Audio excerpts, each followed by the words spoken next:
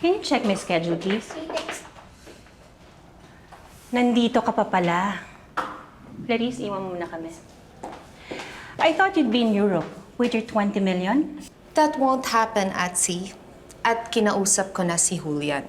And ang sabi... naniwala ka naman sa mga excuses na asawa mo? Alam mo, takang-taka na ako.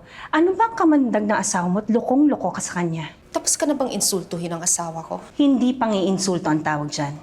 Pagpapakatotoo. Narinig ko ang deal mo sa mga contractual workers. Ganon kasi ang gawain ng isang CEO. You make hard decisions to come out on top. Pero hindi ka laging nasa tuktok, Atsi. Bilog ang mundo. Kaya enjoy your victory while it lasts. I will. Alam mo ba kung bakit? Kasi nasa tuktok na nga ako. At higit sa lahat, wala akong mandurugas na asawa. Take care, Shobe.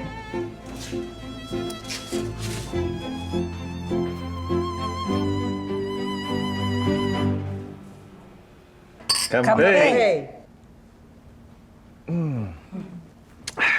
Walang umapila sa mga empleyado natin. At marami nang nag-accept sa deal. Kyung-hee, Good job, Lily. Tosha, Tichim. noon pa ba, Lily, alam ng papa mo na ikaw ang mamumuno sa pinaghirapan niyang itayo at palakihin? Bakit parang hindi ka masaya, Lily? Iniisip ko pa rin kung sino ang nasa likod ni Jonas Pertillo. Maybe, nilapitan siya ng mga empleyado mo dahil kilala siya na marami nang naipanalong kaso. Pwede rin yon. Pero kung tamang hinala ko, hindi tayo pwedeng magpakampante. Dahil iisa lang ang ibig sabihin nun. Umaaligid lang ang mga taong gusto tayong pabagsakin.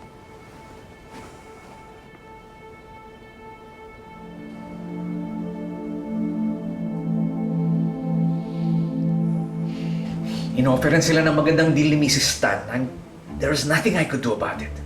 We could have demanded millions from Crestmont. May mga kasosyo ako na umaasa dito. Kailangan niyo umisip ng ibang paraan. Unless sumabit uli si Mrs. Tan sa mga empleyado niya, I'm sorry, there's nothing I can do for you.